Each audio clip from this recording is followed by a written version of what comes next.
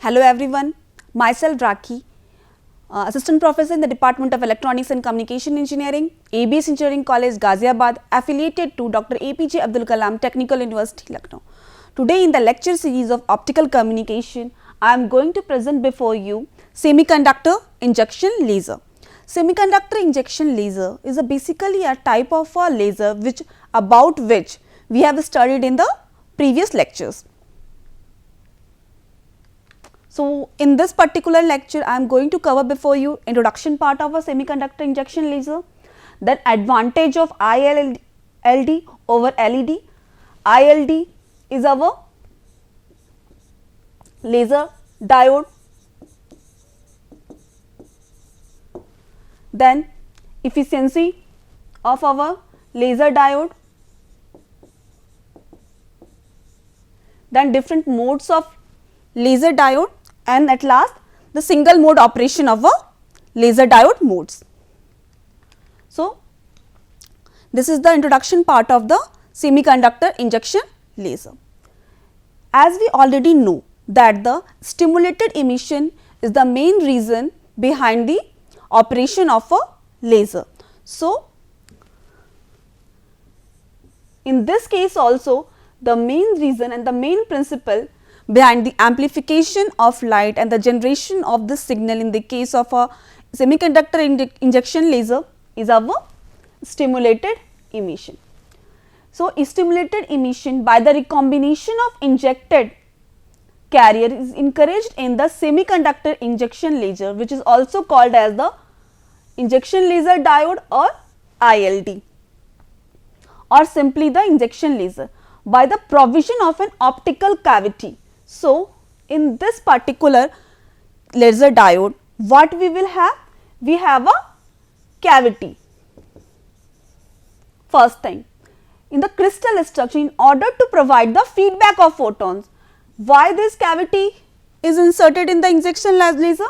For the feedback purpose. Feedback of what? That is the feedback of photons.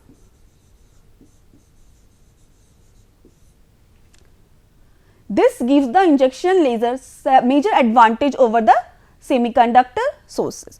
So, what will be the benefit of this cavity for providing the advantage over the other one is that because this cavity provides the provision of feedback.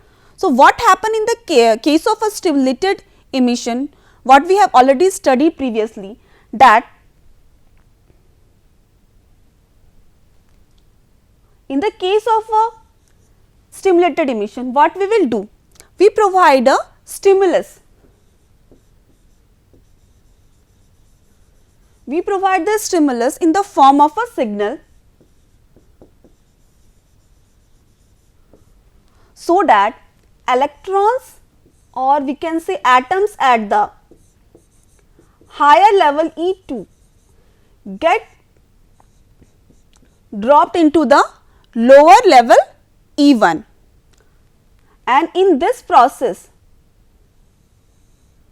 it emits the photons.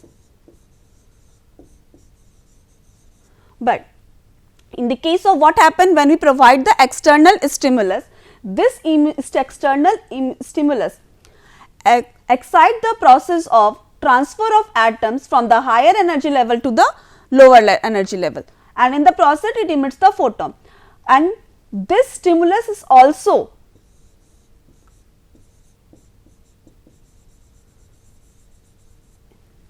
emitted with the photon, and both this are in the phase.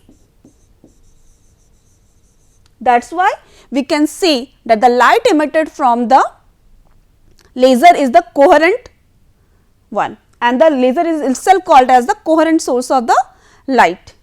And when this two, now we have, instead of a single photon which are used for the stimulus purpose, at first time we have a two energies, so two photons.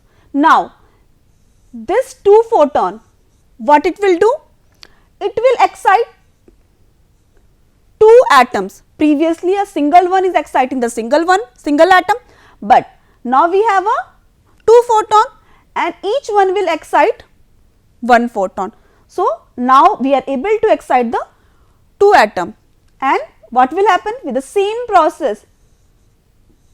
2 photons are emitted. So now 2, here we have a 4 photon.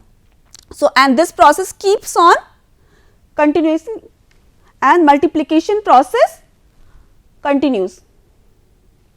So this is the major advantage in the case of a injection laser, and this is possible due to the presence of a feedback which is provided by this mirror.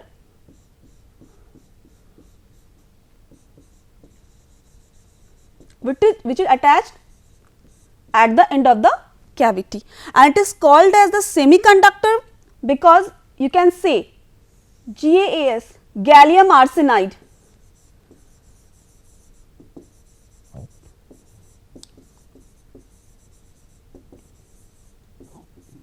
Is our semiconductor, and you already know that this is our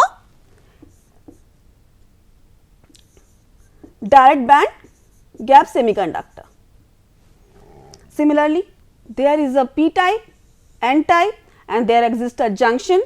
So this is a simple structure of a p-n junction, and that is why it is called as the semiconductor one, and injection because stimulus is provided and it works as a laser. It is used for the amplification purpose.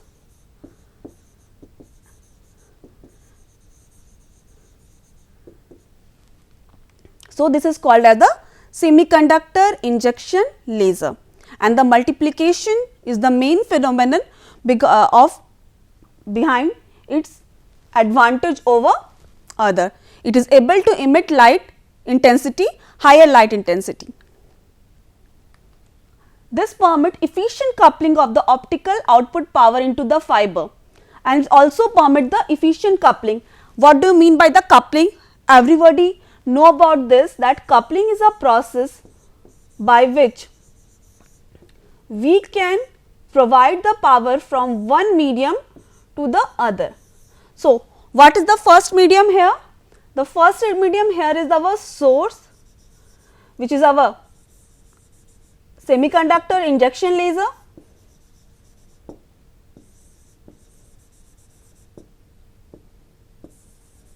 and it has to be coupled with the fiber for the transmission. So between the source and between the fiber, the coupling can be improved when use the semiconductor injection laser as the source.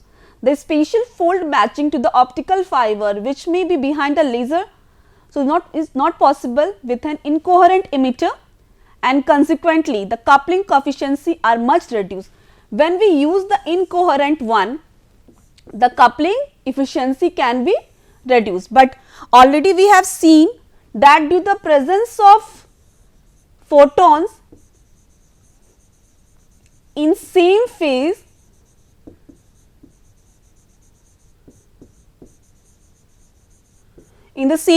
we are able to achieve the coherent condition in the case of a laser. So coupling efficiency are much improved in the case of a laser as compared to any other incoherent source, for example LED. Now advantage of ILD over LED. The high radiance due to amplifying effect of the stimulated emission, injection laser will generally supply milliwatts of optical output power. We already know that optical power which are generated are of very low intensity, but in the case of injection laser, since stimulated emission occurs, so the optical power get improved. Normally it is of microwatt when we use the LED, where the spontaneous emission is responsible for the emission of photons. About that we have already discussed in the previous lectures. Narrow line width on the order of 1 nanometer is or less, which is useful in minimizing the effect of material dispersion. As we have already know that in the case of a dispersion, what is going to be happen? Just have a recap of that, because we have already studied about this, that dispersion is a phenomenon by which broadening of signals take place.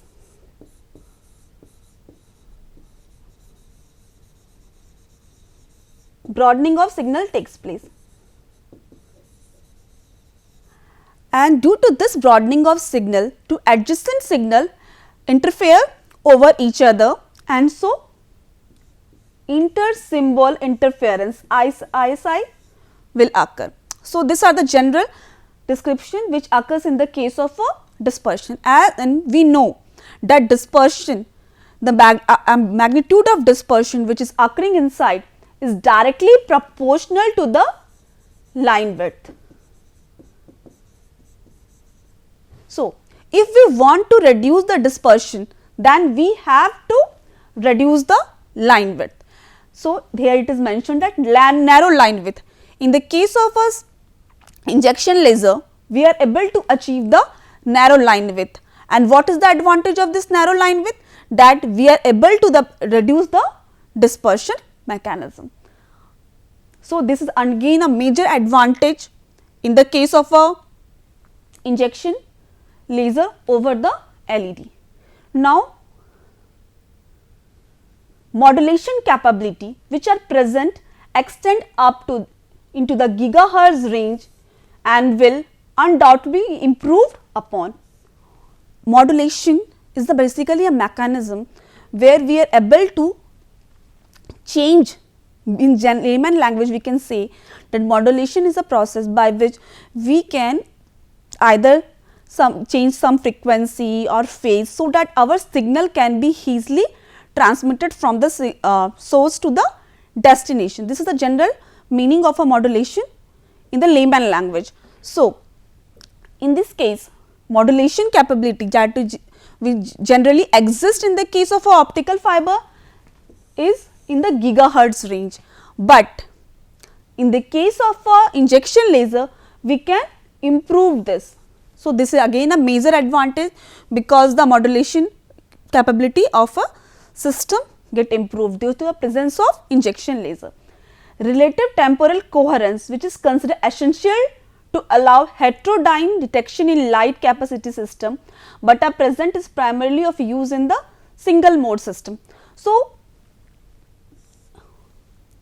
in the case of coherence is a very useful phenomenon for the heterodyne detection.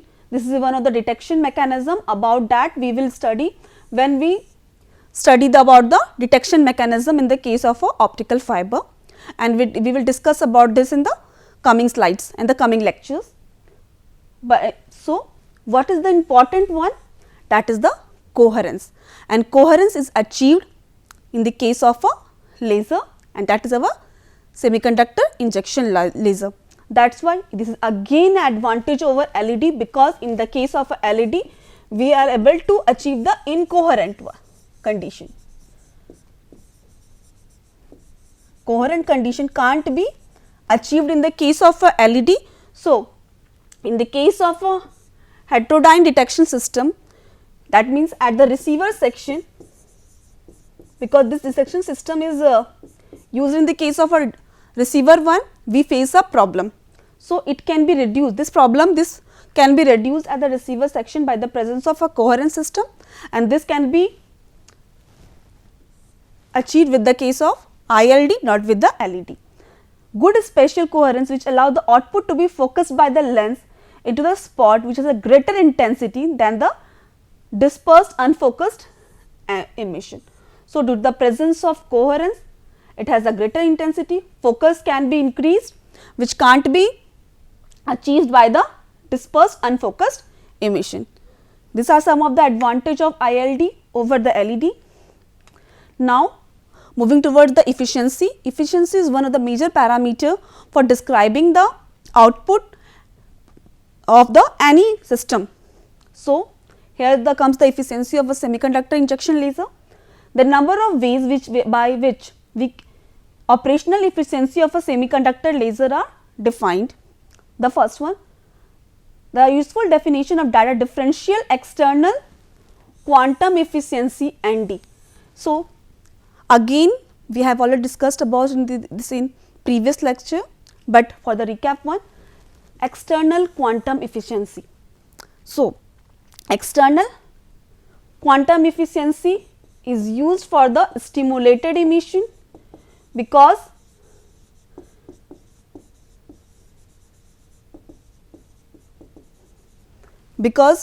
in the for existence of stimulated emission we required a external stimuli, then only stimulated emission can be possible, and this is the main reason for the power output of the laser. So, here comes the external quantum efficiency, but in the case of a laser both external and internal quantum efficiency comes, because in laser both spontaneous and stimulated emission are responsible for the emission of photons at the output.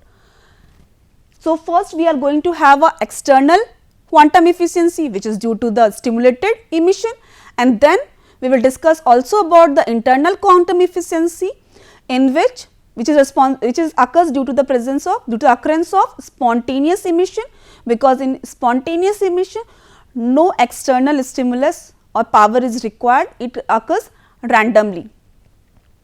So, external quantum efficiency is the ratio of the increase in the photon output rate for a given increase in the number of injected electron. Photon output rate, increase in the photon output rates due to the increase in the number of injected electron, because what is obtained at the output of the laser? We obtain photon, and what is given inside? That is the electron. So, ratio between the photon upon electron. If P is the optical power emitted from the device, I is the current, E is the charge on an electron, and HF is the photon energy, then the external quantum efficiency is given by this formula.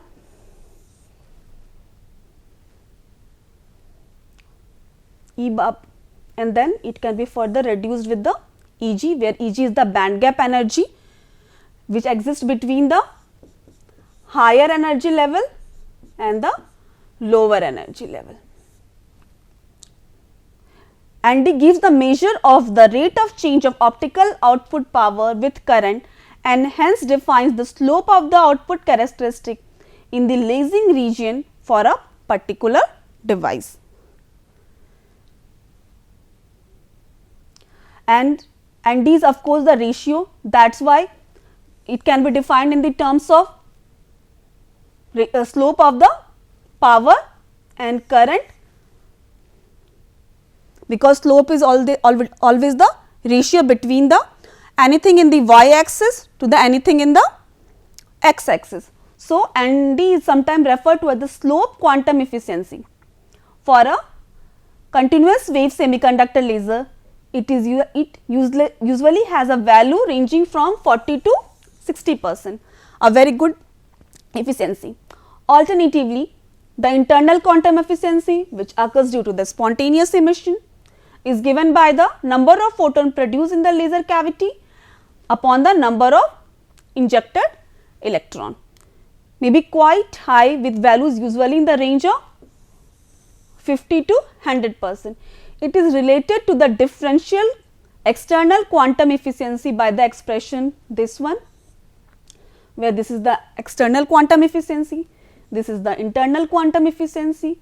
Alpha bar is the loss coefficient of the laser cavity, L is the length of the laser cavity, R1 and R2 are basically the mirror reflectivities, because we can see that here exists two mirror and here the length of the cavity, that is L.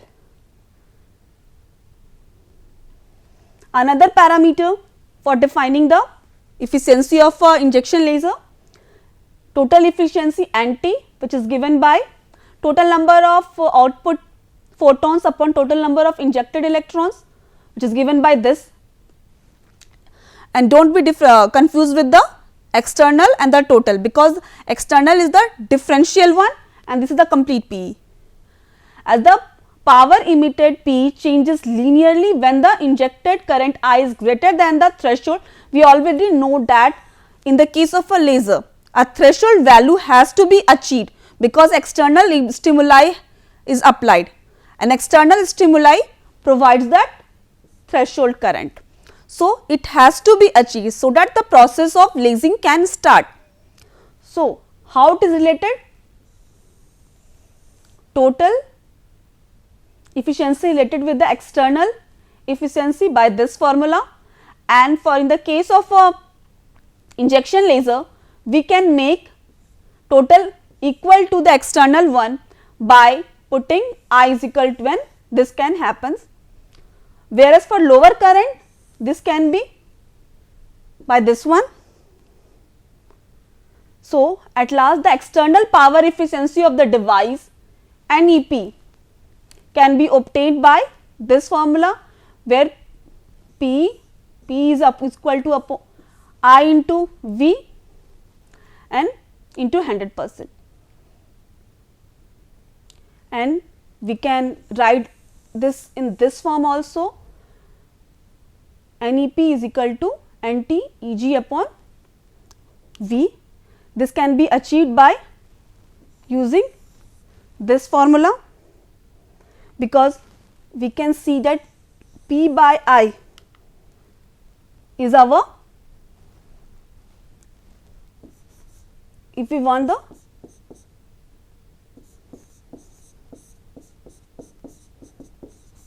so P by I is equal to NT into Eg. So, we can substitute this in this equation, P by is equal to NT into Eg and V same as the denominator. Now, the question one numerical, the total efficiency of an injection laser with a gallium arsenide active region is 80%. So, what is given? Efficiency, total efficiency,